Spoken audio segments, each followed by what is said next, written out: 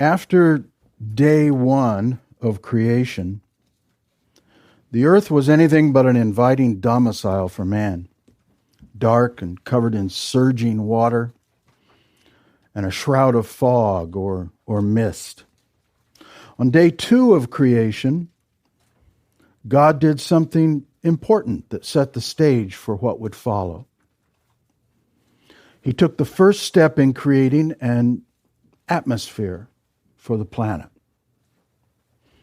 thus establishing an environment in which plants and beasts and eventually man could thrive. Piece by piece, step at a time. So God's methodical, logical piecing together of his creation continues apace. There had to be rain for the growing things, so in verses 6 to 8 he established the first heaven, an expanse separating moisture above from moisture on the surface. Now there would be clouds from which rain would fall to sustain vegetation.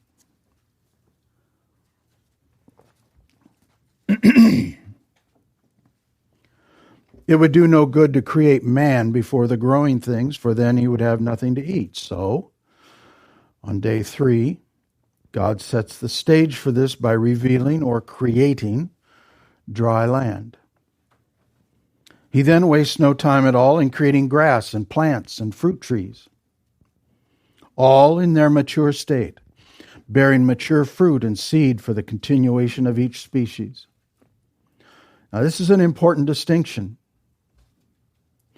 God is not planting the seeds of creation, whether mountains or streams, growing things, animals, or man. He is speaking mature, developed earth components and inhabitants into full existence. And he is accomplishing this in days, not in years or millennia. Along with raising the clouds above the earth by the creation of the expanse during day 2, so that rain could now fall upon the earth, the expanse was necessary to permit sunlight to fall upon the earth, beginning in day 4, to sustain the growing things created in day 3. Now, as to this rain could now fall upon the earth, in a moment we're going to be looking at Genesis 2:6. When we do, I'll be adding some thoughts on this business of falling rain during creation. But let's read our passage first. Genesis 1, verses 9 to 13. Then God said, "Let the waters below the heavens be gathered into one place, and let the dry land appear." And it was so. And God called the dry land earth, and the gathering of the waters he called seas. And God saw that it was good. Then God said, "Let the earth sprout vegetation, plants yielding seed, and fruit trees on the earth bearing fruit after their kind with seed in them." And it was so. And the earth brought forth vegetation, plants yielding seed after their kind, and trees bearing fruit with seed in them after their kind. And God saw that it was good. And there was evening, and there was morning, a third day. So let's dig into verse 9. Then God said, "Let the waters below the heavens be gathered into one place, and let the dry land appear." And it was so. That is, it happened right away. The beginning of verse 9 is straightforward and easily understandable. The waters below the heavens are the surging waters still upon the surface of the earth. On the previous day, God had separated from these waters, the vapors or mists that would become earth's clouds. The rest of the verse, however, is a bit more of a challenge to nail down. Let the waters be gathered into one place. Thank you. Thank you.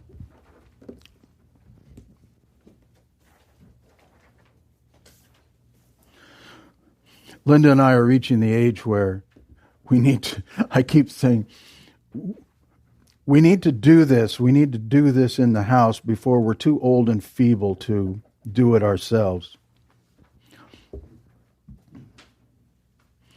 My,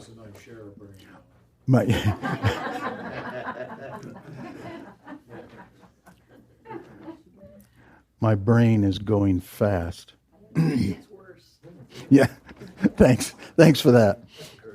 I have that to look forward to. Okay, let the waters be gathered into one place. We could interpret into one place as meaning that all the water on the earth was removed to dwell in only one singular place. Bloop, like that. Although the Congress of commentators all seem to agree that the better interpretation would be that this means that the water was shifted to one place and the dry land shifted to another place. In other words, there's now separation between the two.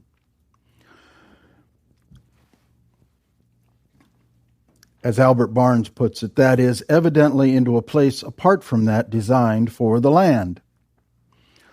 They also seem to agree that this refers not just to what we would term the oceans, although he does call it seas, but all water, including rivers and streams and lakes, etc.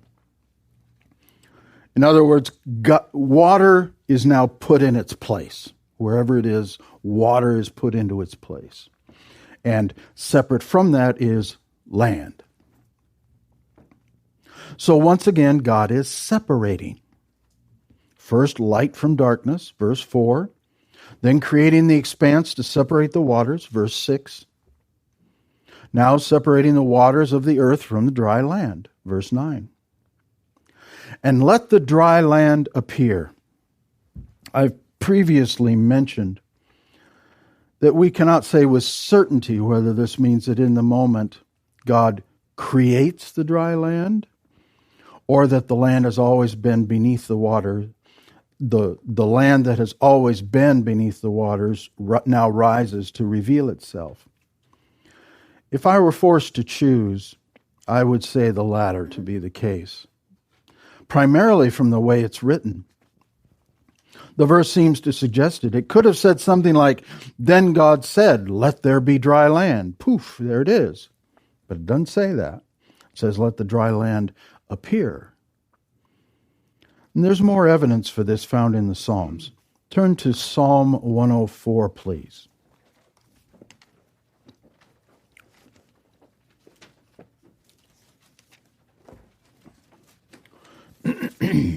Psalm 104.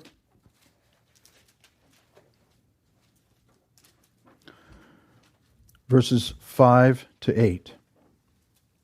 He established the earth upon its foundations, so that it will not totter forever and ever. Thou didst cover it with the deep as with a garment. The waters were standing above the mountains. At thy rebuke they fled. At the sound of thy thunder they hurried away. The mountains rose, the valleys sank down, to the place which thou didst establish for them. Well, that's the original NASB, isn't it? Huh? Yeah. The these and thous are still there. They left them in the Psalms. So that seems to suggest that they're there under the water. The mountains came up, the valleys. That passage would seem to confirm that the dry land had been beneath the waves all the time. But we have to be honest about this. It is found in poetic Scripture, which cannot always be interpreted as stating cold fact. It means we must be cautious with it, with using this as a proof text, as it were. Nonetheless, it describes not just an emerging of dry land, but a convulsive reordering of the earth's surface. And this would help explain the supposed aging of the earth that we discussed earlier. Here's what Leupold has to say about it. Surely in the course of these gigantic upheavals, not catastrophic in nature because they involve organization rather than disruption, there was a tremendous amount of geologic formation. In fact, it would be perfectly safe to assume that all basic and all regular formations were disposed of in this day's work. As a result, indeed, no record of the rapidity with which certain formations took place is written upon the various formations. For vast as these formations were, they were controlled by the orderly operations of divine omnipotence. And by these potentialities, no doubt, which the Spirit, quote, hovering over the face of the waters, end quote, had implanted. I love that picture. I forget which session it was in. It was when the Spirit over the face of the waters. And it's a picture of the Spirit beginning to do in this brand new creation what he's still doing today. He's working, he's creating. He's part of the creative process. We can't even come to Christ without the work of the Spirit in us. And he initiates it. We don't. So it's a wonderful picture of the triunity of the Godhead working together on this creation. Verse 10. And God called the dry land earth, and the gathering of the waters he called seas. And God saw that it was good. That's God saying, this is the way I want it. And once more, God names what he has just created. That which has just been exposed, that which will become the foundation for growing things, he names earth. A Hebrew word which, similar to Shemayim, which is the Hebrew word translated heaven, is flexible enough to mean anything from the globe to a country on that globe, down to the soil and even dust. So it's a flexible word. The word is eretz, E-R-E-S. In contrast now to the dry land, God names the contained waters seas. The plural Hebrew yamim, the root means to roar. That's good, huh? In other words, the surging, roaring waves of the water. And after naming these to earthly components, these two, T-W-O, not T-O. And after naming these two earthly components, God sees that they are good. Step by step, God is bringing order to his creation. Verse 11. 5 verses today. Count them. It will be necessary from time to time as we proceed through chapter 1 to harmonize portions of it with portions of chapter 2. Specifically here, verses 5 and 6 in chapter 2. And regarding this harmonizing, even though a cursory comparison of the two chapters seems to present a contradiction, or at least a quandary, it's not difficult to harmonize the two. But one does need to burrow beneath the surface of our translations to do so. It's on the surface that there seems to be a problem. We kind of scratch our heads, well, wait a minute, I thought it said, but when you get below the surface, which is the good part, that's why we're here, then it becomes clear. So verse 11 in chapter 1 reads, Then God said, Let the earth sprout vegetation, plants yielding seed, fruit trees on the earth bearing fruit after their kind with seed in them. And it was so. Chapter 2, beginning with verse 4, can be interpreted as being not a reiteration of chapter 1, but as filling in some of the missing details. Some of them. At the same time, however, it does not follow the strict day-by-day timeline of chapter 1. Chapter 1 we could chart out. I thought about doing this. I mean, day 1, this happened, this, and day 2, this happened, this. I mean, it's clockwork. Very systematic.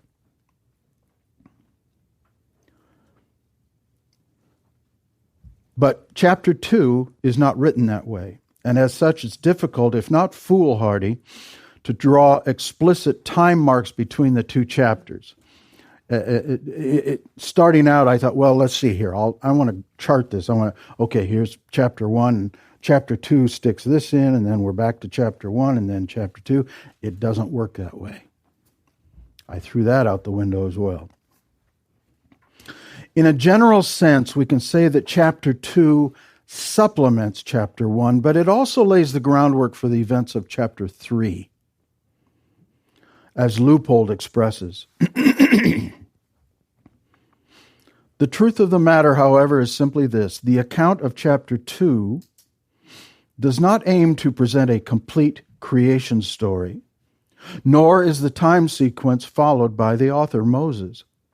Rather, those supplementary facts essential to the right evaluation of chapter 3 are given in a sequence which is entirely logical. The stage is being set for the tragic drama of the next chapter. The things enumerated by the author as appearing on the stage, as it were, need not be listed in the order in which they were placed there. So what he means by that is that some of chapter 2 is not necessarily in order. We experience this in the book of Revelation. You don't really take that paragraph by paragraph as a timeline. Things are kind of jumbled up at times. Man will not be created until day 6. So those plants created for the brand new soil of earth in day 3, in chapter 1, will be on their own for a few days. It must be vegetation that does not require human intervention and husbandry. And we can see that when we dig beneath the surface of the text. That's why I'm here. Oh boy. In verse 11, that we're in chapter 1 still, verse 11 of chapter 1, the words translated vegetation, desi, D-E-S-E in the Hebrew. It means grass or moss. Think of it as the low carpet of the earth. The second word is plants, iseb, herbs, grass, weeds. And then fruit trees, pries, trees that bear offspring. And by fruit, that when you read fruit here in this passage in chapter 2, that doesn't, it's not just apples and pears and cherries. That's anything. It can be what we call grain, historically has been called corn. They just called all grains corn. And that would be fruit. So it's not from a tree, but that's the idea. So it could be acorns or walnuts or whatever. In other words, with the possible exception of the fruit trees, the vegetation created in day 3 was of a sort that was what we could term wild, or at least uncultivated by man. It's just out there. And trust me, weeds can grow just fine without any help from man. You think there was weeds? Says, yeah. That second word is. I thought maybe that came after the fall. Well, you know what they say about terrorists. One man's terrorist is another man's freedom fighter. Thank you. A weed is just a plant growing where you don't. Yeah, that's right. Any gardener knows that. That's true. Milkweeds even have. Well, there's a lot of them you can eat. Yeah, Dandelion. yeah. Yeah, because we used to think sunflowers were weeds. A weed just means you don't want it in where it's growing. You're saying there's plants where God didn't want them? No.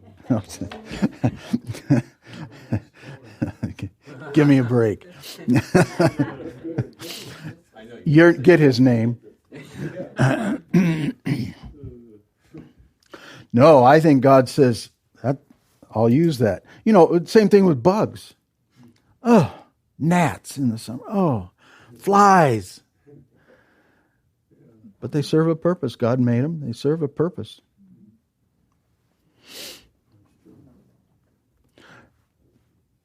One of our close friends, Woody. We welcome him with open arms, even though he's burrowing underneath our drive. Some people put out poison for him. Some people shoot him.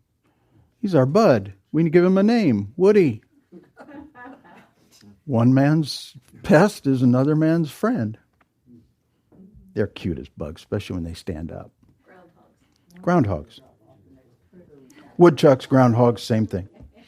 It's better to say Woody than Chucky. Now, turn to chapter 2. Verse 4 in chapter 2 describes the state of creation prior to day 3.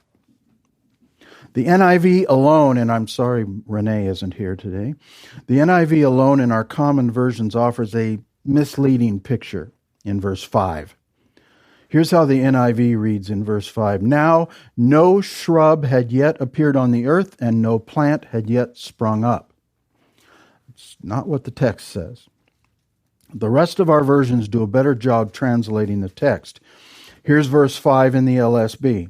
Now no shrub of the field was yet in the earth, and no plant of the field had yet grown. For Yahweh God had not caused it to rain upon the earth, and there was no man to cultivate the ground. Okay, let's pause here and talk about this rain. Rain falling upon the earth. There's a school of thought that declares that rain did not fall upon the earth until the flood. One proponent of this is John C. Whitcomb, who wrote the Genesis flood, and I've cited him before.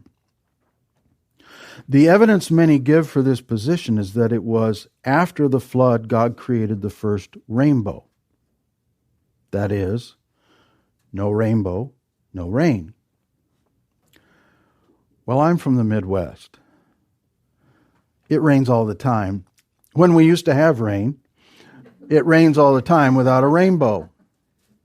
That's a poor that's poor proof that there was no rain. You can have a rainbow without rain. See it all the time. Yeah. But you can have rain without rainbow too. Especially in matters so ancient and mysterious as the earliest days of creation, I'm loath to be dogmatic, insisting that my interpretation is the only true one, and here I'll take that path. When it comes to Bible study, one never knows what one, especially a layman, will discover tomorrow that one does not know today. Even so, I am not alone in my interpretation regarding rain earlier than the flood. In addition to Leupold, Peter Lang and Kyle Indelish are two more examples. Both agree that not only was this period when there was no rain upon the earth momentary in the early days of creation, but, citing Job 36:27, what could be described here is an account of ground mist ascending to then fall back upon the earth as rain. In any case, my position is that rain did indeed fall upon the earth, especially after man was created to tend the crops. Now, let's return to verse 5 in chapter 2. Here the operative words are different from verse 11 in chapter 1. Here it is shrub of the field. And I know I'll mispronounce this. The Hebrew is siach hasadeh. It means field shrub or bush. Plant of the field, eseb hasadeh. Field plants, herb, or even grass. Remember, wheat is a grass, right? Corn is a grass, isn't it? Don't stare back at me like that, isn't it? Yes. Yeah, it's a yeah. Sure. That is, none of these cultivated vegetation of the prepared and planted field had yet been created because they required regular rain from the clouds and man to tend the field of crops. Man has not been created yet. So early vegetation didn't need him. The difference between and I realize this can get confusing. That's why, by the way, pause again. Should I keep doing the handouts? What's the consensus on that? Are they helpful? Yeah. They helpful? Okay. Okay, good. I mean, Linda said she was, but can't trust a wife, you know. Good. And again, you don't have to, but if you happen to want to save them and let me bind them afterwards, that's fine. I'll be happy to do that. Okay. I realize this gets confusing, going back and forth, chapter 1, chapter 2, and what they mean. I took a while for me to digest it. The wild, uncultivated vegetation described in verse 11 in chapter 1 had been created. The difference between chapter 1 and chapter 2, then, is the difference between vegetation that occurs in the wild and that which occurs by reason of man's cultivation. The former, the widespread plain of the earth, the broad expanse of land, the latter a field of arable land, soil fit for cultivation, which forms only a part of the earth or ground. The shrub of the field consists of such shrubs and tree-like productions of the cultivated land as man raises for the sake of their fruit, their crops.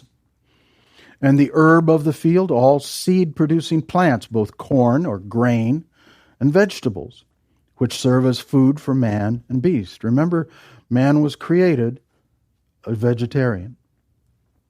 It's only after the flood that he becomes a meat eater. God gives him permission to do that.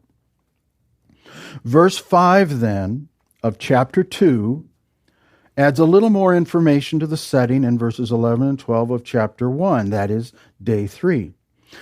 Verse 6 in chapter 2 explains how the earliest vegetation survived without rain or tending by man. But a stream would rise from the earth and water the whole surface of the ground. Now again, getting back to my sidebar, there are those who claim that described in verse 6 was all that was there to water the ground and plants until the time of the flood. I disagree with that. It's difficult to say whether verse 6 speaks of the vegetation in chapter 1 or that in chapter 2. Even so, it speaks of a time when the full atmospheric infrastructure was not yet in place and man was not yet on the scene. Because of that, I would lean toward it applying to chapter 1, verses 11 and 12.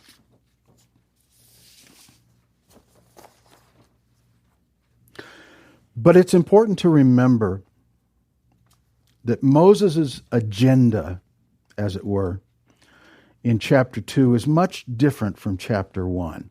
It's really two different things.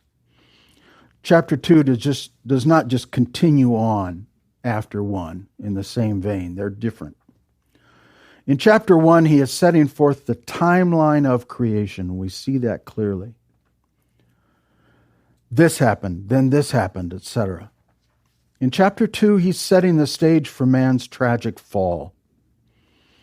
Even the subsequent flooding of the earth, there's hints about the flooding of the earth. The focus in 1 is the physical creation. The focus in 2 is on man. Back to our text. The word translated stream or mist, depending on your version, in verse 6, we're in chapter 2, verse 6.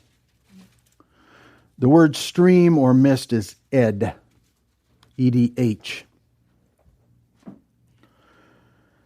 Now, David Guzik seems to associate this with the vaporous mists that blanketed the earth before the creation of the expanse.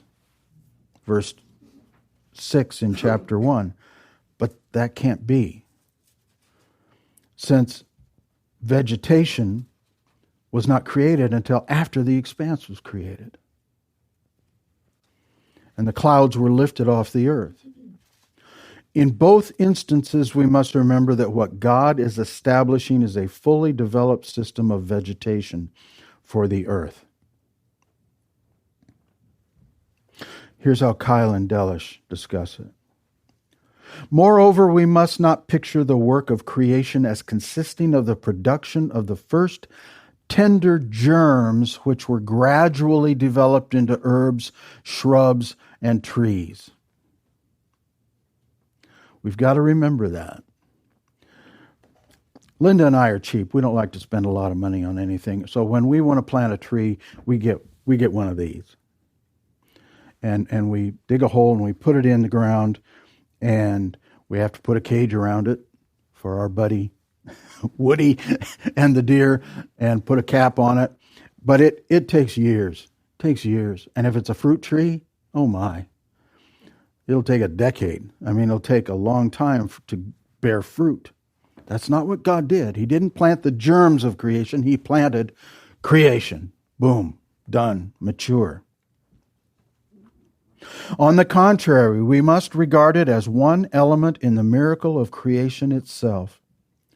That at the word of God, not only tender grasses, but herbs, shrubs, and trees sprang out of the earth, each ripe for the formation of blossom and the bearing of seed and fruit, without the necessity of waiting for years before the vegetation created was ready to blossom and bear fruit.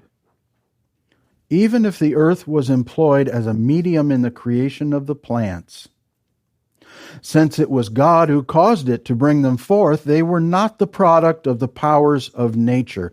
Generatio aequivoca. I'll get back to that in a moment. In the ordinary sense of the word, but a work of divine omnipotence, by which the trees came into existence before their seed, and their fruit was produced in full development without expanding gradually under the influence of sunshine and rain. That's Kyle and Delish. Once again, as is my habit, if I have to look something up, I figure, well, maybe somebody else doesn't know what it means too. Generatia aequivoca is Latin for equivocal generation. Makes sense? Which is spontaneous generation involving the origination of a living organism from a living organism of a different species.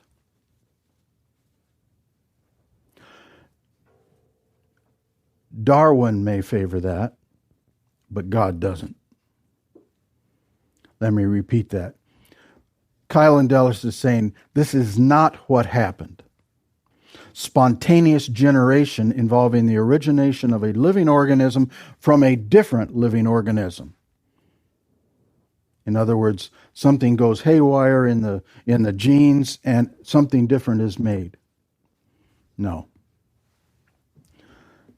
God didn't do that. This reference to mists or streams watering the land is difficult to place in the timeline of the first chapter. So we're probably better off not trying to force it into one place or another. Back to chapter 1, verse 12. With nominal rephrasing, verse 12 confirms that what was spoken in verse 11 was indeed accomplished, and it was good. It happened just as God wanted it to happen. And thus, day 3 of creation draws to a close in verse 13. Now, I've left time for a little bit of discussion or questions.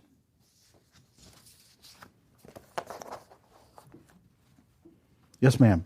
So is all vegetation that we would ever know of created on this day? Same with the animals? Or how do you account for them, like genetic mutations? Or do you have like a rudimentary apple that was created and then later on have the genetic mutations to create the different varieties? Well, regarding apple varieties, man had a lot to do with that. That was done. That was cultivated, wasn't it?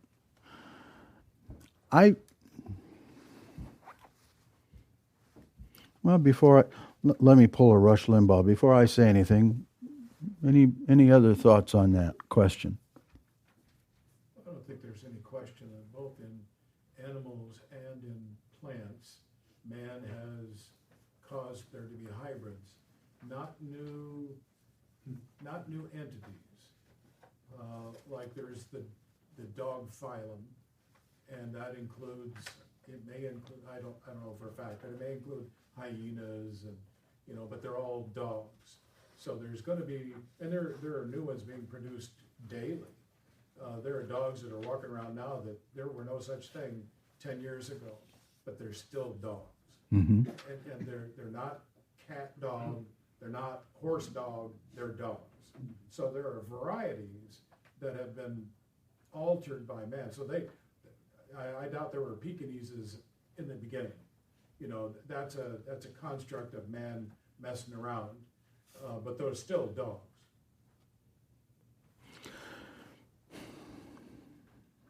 I doubt there were pomegranates. Yeah.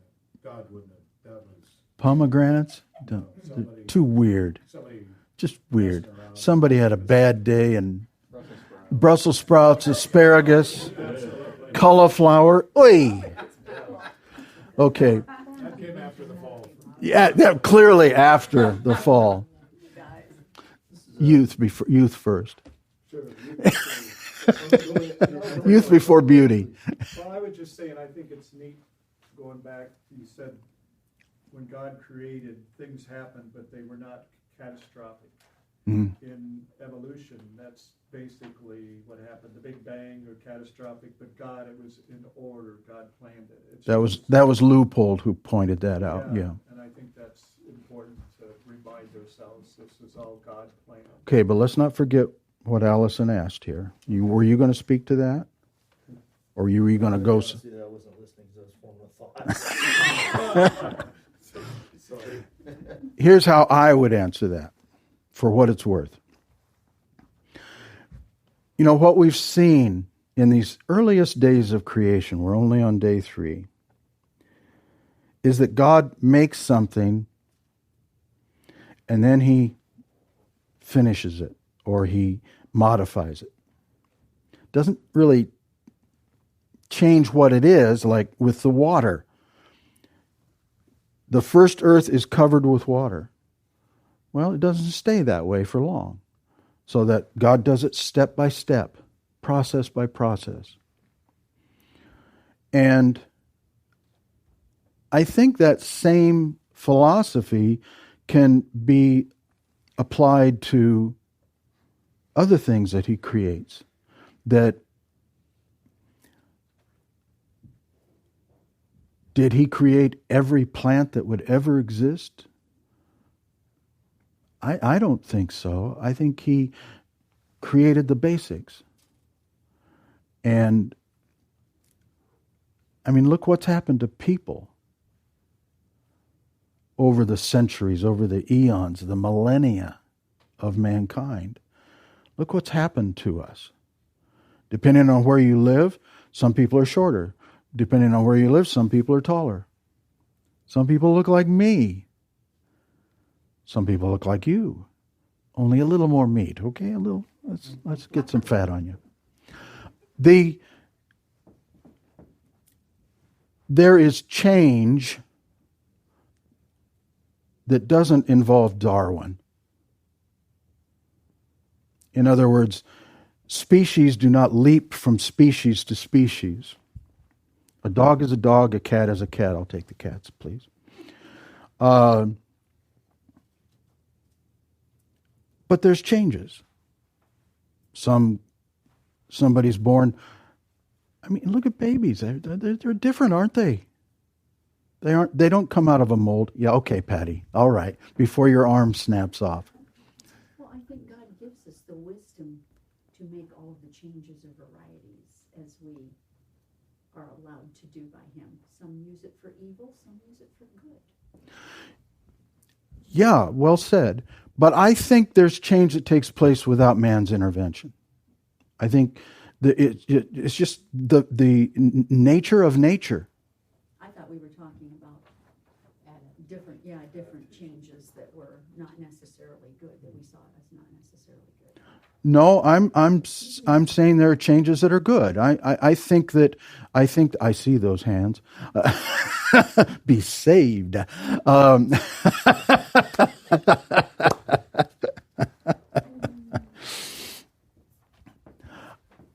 I believe God created a world that would go through changes, just natural evolution. Has nothing to do with Darwin, has nothing to do with the theory of evolution. It just means that people and things change. Adapt? Yes. Now, do you want to share that thought you had? Yeah, two thoughts. One, I think it's pretty clear, even just archaeologically, if you look at fossils that have been uncovered, there's species that are no longer around anymore. So I think there's change there. But on the issue of rain, are we bait? Is the thought, I guess your thought specifically, there was rain prior to the flood, and that when in chapter 2, 6 and 7, where it talks about the mist and that there had not been rain yet, is the assumption based on the people you've researched that when man came into the picture to begin cultivating, that rain happened then? Because rain really isn't mentioned again until, was it chapter 7? In the floods? Is that right? Chapter 7? I don't necessarily subscribe to the idea of mist becoming rain. That's more than one commentator subscribes to that. Okay, I mean but because if there's rain, there's rain. If he says there was no rain, so there's mist or streams, well, then that seems to tell me that it didn't become rain. Then it would say there was rain. But my position is that we don't have to. There was rain before the flood, because man was cultivating the ground, and why create clouds if there isn't going to be any rain coming out of them?